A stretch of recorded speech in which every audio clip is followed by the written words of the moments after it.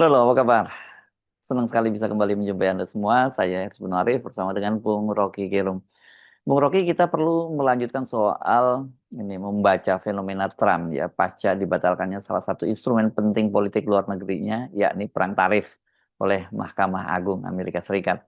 Soal ini penting kita bahas selain karena adanya perjanjian tarifnya dengan Prabowo yang dinilai banyak merugikan, tapi juga aksi terbaru yang tengah dia lakukan, manuvernya lah yang dia lakukan saat ini tengah, yakni ancaman perang terhadap Iran yang ini bisa mengubah peta geopolitik global, walaupun belakangan ada retorikanya bahwa mungkin dia akan melancarkan perang secara terbatas gitu.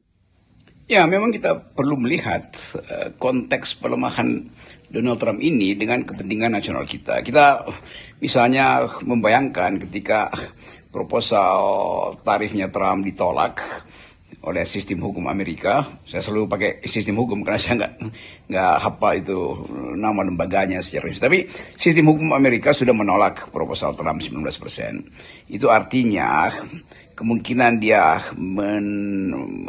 mulai dia berpikir untuk di-impeach karena terlihat profil penerimaan masyarakat Amerika terhadap Trump sendiri mungkin tinggal 15-20% itu.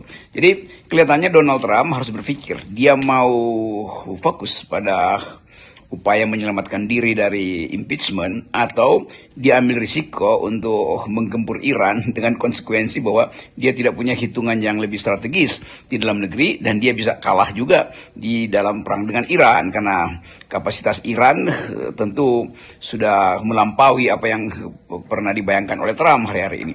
Jadi kita coba lihat bagaimana risiko Indonesia kalau Donald Trump akhirnya di-impeach di dalam negeri. Atau bagaimana risiko bagi Indonesia kalau Donald Trump melanjutkan ugal-ugalannya dia dengan menyerang Iran. Kan ini persoalan yang mesti dibayangkan secara diplomatik demi kepentingan Indonesia sendiri kan. Nah, kita ingin tunggu sebetulnya bagaimana proses yang mungkin masih panjang karena pemilu setelah di Amerika itu baru bulan November.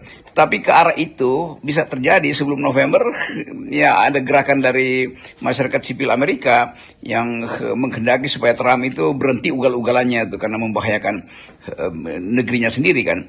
Jadi kita coba memantau itu. Partai Demokrat misalnya dengan sendirinya punya standing yang lain karena dianggap bahwa Donald Trump sudah melampaui batas yang pernah disepakati oleh peradaban manusia, yaitu berlaku sewenang-wenang berlaku sesuka-sukanya terhadap negeri orang lain. Nah, kondisi ini tentu bagus betul kalau bisa kita baca di dalam 2 minggu ke depan tuh apa yang akan terjadi pada Trump. Nah, tentu Departemen Luar Negeri punya think tank, tetapi jangan sampai kita tertinggal lagi untuk mengantisipasi gerak-gerik Trump di dalam proses politik di dalam negeri sendiri dan gerak-gerik dia untuk mencari popularitas tambahan, misalnya popularitas dalam arti mengguncangkan dunia dengan menyerang Iran tuh. Itu artinya BOP bisa batal lagi, gagal karena begitu Iran diserang ya nggak ada gunanya lagi perjanjian-perjanjian untuk memelihara perdamaian di Gaza. Kan itu dasar pikiran yang harus dibayangkan digeluti sekarang oleh diplomat-diplomat di Deplu. Dari perjanjian antara Presiden Prabowo dengan Trump itu yang dinilai sangat merugikan kepentingan Indonesia dan juga kepentingan Palestina. Sesungguhnya kita dengan mudah melihat betapa lemahnya ya para diplomat dan bahkan intelijen kita untuk membaca dan memahami peta politik domestik Amerika Serikat. Para founding parent kita kan sesungguhnya telah mewariskan kepada kita strategi politik yang luar biasa. Ini mendayung di antara dua karang. Ini pidato bersejarah dari Wakil Presiden Muhammad Hatta pada 2 September tahun 1948 di Yogyakarta. Pidato ini sebenarnya menegaskan dasar politik luar negeri Indonesia yang bebas aktif. Tidak memihak blok Barat, Amerika Serikat maupun blok Timur Soviet ketika dulu ada bipolar ya di dunia ini di tengah perang dingin. Iya, sangat betul Saudara Herso, bahwa diplomat kita mesti belajar lebih dalam untuk membayangkan operasi dari deep state di Amerika itu dan potensi deep state ini memperlebar pengaruhnya ke Indonesia. Kan kita belajar bahwa bagaimana kita dijebak oleh Trump dan Trump akhirnya diakali oleh pemerintah, oleh oleh rakyatnya sendiri dengan tidak mengizinkan dia sesuka-sukanya melenggang untuk menghajar Iran. Jadi semua hal yang ada di depan mata selalu mesti dilihat dalam dua dimensi. Dimensi pertama, dimensi yang terlihat. Dan itu dengan mudah kita lihat bahwa perjanjian BOP itu udah diawali dengan gagah berani Indonesia diberi fasilitas untuk memimpin pasukan perdamaian di situ tuh sebagai wakil komandan. Sementara Trump sendiri sebetulnya melemah di BOP karena masyarakat Amerika menentang operasi Trump untuk Iran. Kan publik Amerika melihat bahwa kalau Trump terlibat di dalam politik Iran itu beban bagi Amerika untuk membiayai perang itu makin besar tuh.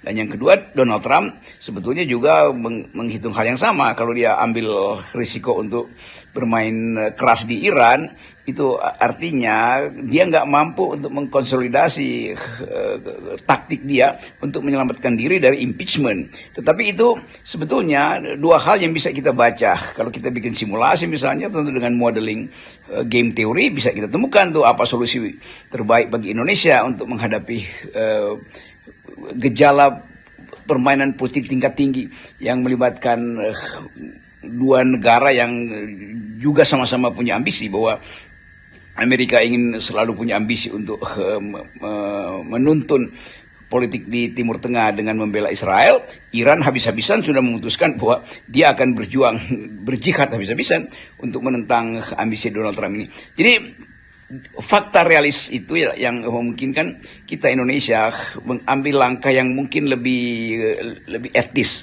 Bahwa kita pernah dijajah, itu artinya kita tahu bagaimana penderitaan rakyat Palestina. Kita punya kemampuan diplomasi dulu untuk siksak ketika Indonesia hendak diambil kembali oleh Belanda lewat agresi kedua, lalu kita memenangkan perdebatan di PBB dan akhirnya kita memperoleh kemerdekaan karena kemampuan diplomasi. Kan semua itu pelajaran bahwa negeri ini sebetulnya pernah dihasilkan melalui diplomat-diplomat yang bermutu. Nah sekarang kita bertanya bagaimana kapasitas diplomasi kita atau kemampuan para diplomat kita untuk mendeteksi problem-problem di dunia global yang memungkinkan kita bukan mengambil untung sebetulnya, mengambil posisi yang lebih strategis nanti di dalam masa rekonstruksi nanti. Kalau terjadi perang kan pasti ada rekonstruksi itu.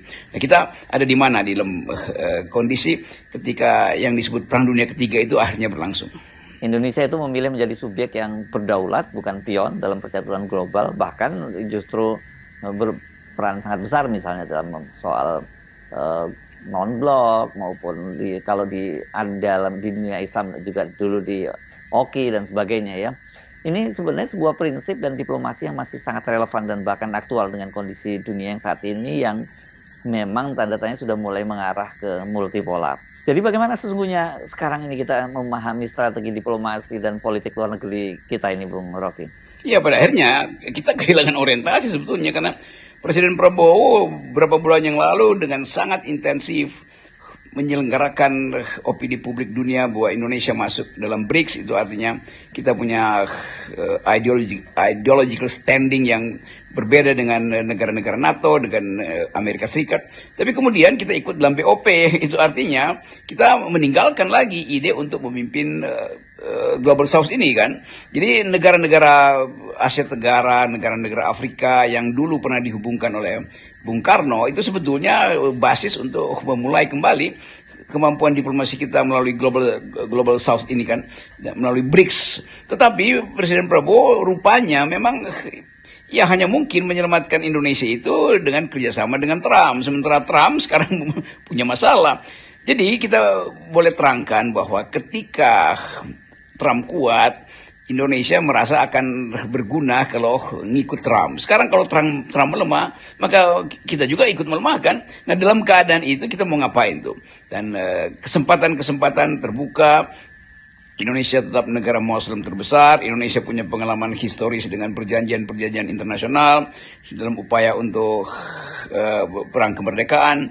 Indonesia pernah memimpin ASEAN. Indonesia punya kapasitas untuk menghasilkan seluruh energi yang memungkinkan pertahanan kita hanya didasarkan pada kemampuan kita mengolah energi dalam negeri. Tetapi kemampuan itu harus diletakkan di dalam upaya untuk recover, untuk memperlihatkan bahwa otot politik global kita masih ada loh. Dan itu ya sebetulnya yang bukan kita minta pada Pak Prabowo, tapi sedang dipusingkan oleh Presiden Prabowo pasti itu, karena beliau pasti ada dalam dilema mau balik ke BRICS itu, ya udah dianggap sebagai mantannya Trump, mau ikut Trump akan jatuh. Jadi kelihatannya itu tuh yang jadi ganjalan ideologis dan psikologis dalam upaya kita untuk mengemukakan kembali dalil-dalil politik kita yang bebas aktif.